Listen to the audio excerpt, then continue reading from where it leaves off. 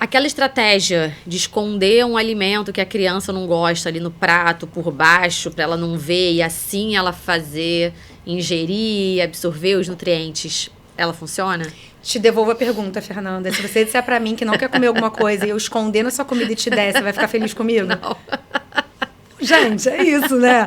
Não faça com o bebê o que você não queria que fizesse contigo. A gente acha que a criança é trouxa, né? É isso, acabou. Responde aí. Assim, muita coisa do que a gente faz com a criança, se a gente parar pra pensar, tem um episódio de Porta dos Fundos que é muito legal, que eu sempre recomendo pros pais, que é uma pessoa no restaurante comendo a comida, e aí ele deixa um pouco do prato. E aí o garçom para do lado e fala assim, não, você não vai levantar. Você não pode ir embora. Então ele começa a falar várias frases que a gente fala pro bebê, assim, sensacional. E é isso, por que a gente faz com o bebê aquilo que a gente não quer que faça com a gente? Não faz o menor sentido. Esse é um ponto, tá? E aí eu acho que só isso já é o suficiente pra... Já responderia. Já responderia, mas vamos lá. Ainda que eu consiga esconder, até quando?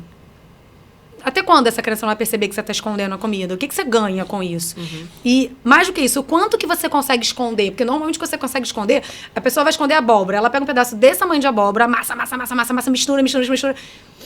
Qual é a diferença que esse pedaço de abóbora vai fazer na dieta, ali na alimentação? Não faz, entende? Então, isso é uma grande ilusão. É cria do desespero, assim. Você desesperou e você tem que fazer essa criança comer de algum jeito, aí você vai e não raciocina na hora. Uhum. Mas se você parar e pensar no que você está fazendo, não tem o menor sentido. E aí tem um problema muito grande, que essas crianças que foram enganadas para comer, elas vão criando um bloqueio maior, porque elas não confiam em quem oferece. Então é aquela criança que na colherada, ela começa a fazer assim, né? Tipo, ela já começa a olhar para essa colherada, procurando se tem alguma coisa escondida. Aí ela começou a se ligar que muita coisa é escondida no feijão. Daí ela passa a recusar o feijão porque tem medo de alguma coisa estar escondida ali dentro. Então só piora. Só piora. Além de não ser sustentável, ainda piora. Na época, na escola, estavam fazendo isso com o Rafael, de escondendo algumas coisas, e aí ele foi exatamente isso. Ele falou assim, eu vi que tinha embaixo do arroz, a tia colocou não sei o quê, eu vi, aí eu catei, eu não comi o arroz. Tipo assim, vai dar muito trabalho ficar catando, então eu achei melhor não comer. E aí ele não comeu, porque ele viu que tinha coisa escondida ali. Ele ia comer pelo menos o arroz e nem isso ele comeu. Nem isso ele comeu. Só piorou a situação, né? É isso. A criança que come super bem, que não teve nenhum problema na introdução alimentar, que chegou no momento e mudou esse padrão. É preocupante? Repete pra mim. A criança que comia bem, comia de tudo, não teve nenhum problema com a introdução alimentar, chegou em algum momento ali que mudou o padrão. Ah, sim. Não, isso é absolutamente natural. Vai mudar o padrão mesmo. Muda o padrão ao longo da vida toda. Mas muda muito na infância, porque o cérebro vai mudando muito, né? E à medida que o cérebro muda, a nossa percepção da vida muda. O olhar que a gente tem para o alimento, a forma como a gente sente ele, ou como a gente reconhece, ou como a gente se influencia pelo ambiente para comer ou não aquilo ali, vai mudar. Não tem jeito. Então, o natural é que o padrão mude. E ele muda muito rápido dos 6 meses até os 2. Não, mentira. Ele muda muito rápido dos 6 meses até os 3. Pode mudar, tipo, mais de uma vez? Esse padrão, ele pode mudar mais? Pode não, ele vai mudar. Ele vai, eu afirmo pra você. De 6 meses até os 3 anos, o padrão vai mudar infinitas vezes. Tá. Não consigo nem contar quantas vezes vai mudar. Depois de 3, não é que não muda, mas já muda com menos intensidade e menos frequência, uhum. Tá? Só que pode mudar em qualquer momento, assim. Tem crianças que vão começar a recusar determinados alimentos com 5, tem outras que vão recusar com 10. Mas também tem aquelas que, de repente, com 8 vão estar experimentando muito mais, justamente por conta do avanço cognitivo. Então, o que a gente tem que ter na cabeça ninguém come de tudo. E o momento presente não é definitivo para o resto da vida. Nunca é.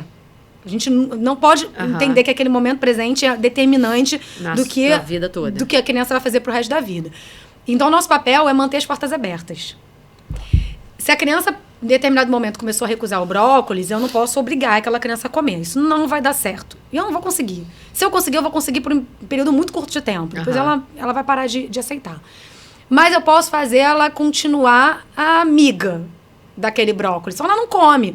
Mas ela adora comprar, ela adora lavar, ela serve os outros na mesa, ela prepara um brócolis, todo mundo come e elogia que ela preparou. Pronto, a porta aberta. Aquilo não é um inimigo de quem ela tem que fugir. Ao passo que se eu começo a obrigar ela começa a odiar aquele alimento que ela tem que comer, mesmo que ela não goste. Eu não estou mantendo a porta aberta. E aí, quando for crescendo, essa criança tem cada vez menos vontade de comer aquele alimento. Se eu mantive a porta aberta, se a criança tem uma relação positiva com a comida, se ela não é obrigada a comer, se ela vê que a família come, gosta, ela é amiga daquele alimento, à medida que ela vai crescendo e vai saindo da fase de neofobia, neofobia é aquele medo de novo que a gente estava conversando. Começa por volta de uns 20 meses e vai até uns 6 anos. Que é o medo 6, do 7 novo, anos. né? Da novidade. O medo de novo. O pico é entre essa faixa etária aí. A gente tem neofobia a vida toda, mas já depois de 7 anos ela é bem menor. Se eu fui muito bem até os 7 anos de idade, aí eu comecei a abrir umas portas para essa criança voltar a experimentar coisas. Porque ela já tem uma outra mentalidade, um outro raciocínio. E aí eu começo a ter novas experimentações, sabe? Então eu tô numa fase muito boa com o meu... Eu tenho a Isabela de 5, que é a do pirulito com a lasanha. E tem o Miguel, que vai fazer 10 semana que vem.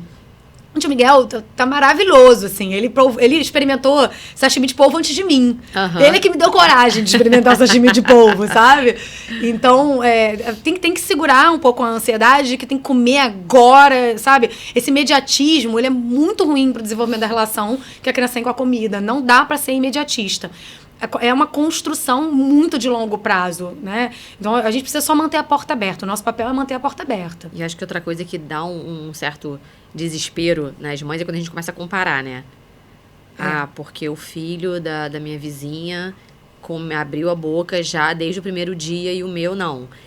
Porque o filho da amiga vai no restaurante, bota um prato super colorido e meu filho só come arroz, feijão e carne. Sim. Quando a gente começa nessas comparações, a gente dá uma pirada, né? E a gente leva a comparação para um outro nível quando a gente está falando de mídia social. Porque total. Você vai lá pra mídia social, não, rede social. Você vai lá pra rede social e aí você vê um monte de bebê do BLW comendo brócolis até o talo lá do brócolis, né? Se lambuzando com uma manga, né? Mas assim, quem filma quando o bebê tá tacando tudo no chão?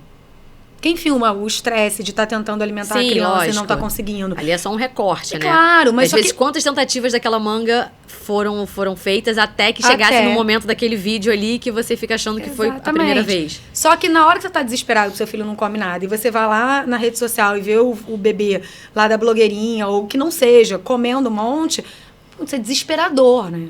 É desesperador. Então, a gente já leva a comparação para um outro nível desde que a gente começou a viver esse mundo da rede social. Sim. E o que é considerado exatamente seletividade alimentar? A seletividade alimentar, vamos lá, para considerá-la, porque selecionar o que come é natural. Tá. Isso é muito, muito importante ter na mente, porque fazer escolhas é normal e se a gente não entender que elas são normais, a gente se desespera quando é só uma escolha. E aí dá tudo errado, porque aí a gente entra no ciclo da recusa, né, e vai ladeira abaixo. Escolher o que come é normal. Reduzir o repertório em determinado momento da vida é natural. As crianças reduzem mesmo o repertório. Não é que reduz o repertório, ela muda um pouco. Então, ela vai parar de comer determinados alimentos, mas ela também aprende a comer outros. A criança seletiva que preocupa é aquela que vai reduzindo cada vez mais o repertório sem colocar nada novo no lugar. Tá. A ponto disso começar a trazer prejuízos sociais ou nutricionais. Então, é a criança que vai entrando num repertório realmente mais limitado, ela escolhe grupos inteiros de alimentos, ela não aceita nenhuma fruta, verdura e legume, ela não aceita nenhuma proteína, nem vegetal, nem animal. Isso realmente vai trazer um prejuízo tanto social quanto nutricional para essa criança. E aí a gente realmente precisa se preocupar, essa criança está entrando num quadro de dificuldade alimentar. Existe um número? Tipo assim, se a criança não aceita mais de X alimentos, é considerado... Tem um número, a gente fala de 20 alimentos ou menos para a gente tratar como uma dificuldade alimentar. Tá. Mas assim, essa é uma definição, uma classificação meio que oficial, ainda com algumas controvérsias. Mas eu diria para você que o que eu vou dizer que é um ponto de atenção é quando isso começa a impactar de alguma maneira na vida social especialmente quando começa a impactar. Às vezes tem mais de 20 alimentos. Mas o impacto na vida social é muito grande. A família não consegue viajar sem levar marmita, a criança não consegue comer na escola. E aí eu também tenho um problema, sabe? Também tenho uma dificuldade alimentar. Sim, porque você pensando numa logística dessa, você imagina. Sim. Você vai fazer uma viagem de 10 dias, você tem que levar... toda a comida. Estocar a comida daquele período todo. E isso é real. Tem criança que não come no restaurante de jeito nenhum. Porque se mudar um pouquinho a forma de preparo, o aparelho do alimento, já não come. Nem o macarrão. Às vezes mudou o formato, o tipo do macarrão, já não come. É isso. Se você gostou desse corte, você pode conferir esse conteúdo na íntegra clicando no link aqui ao lado. Não deixe de dar aquela curtida, se inscreva no canal e não deixe de seguir a Wi-Fi nas redes sociais. Os links vão estar na descrição. Lembrando que esse corte é um oferecimento da Interlife. Até a próxima!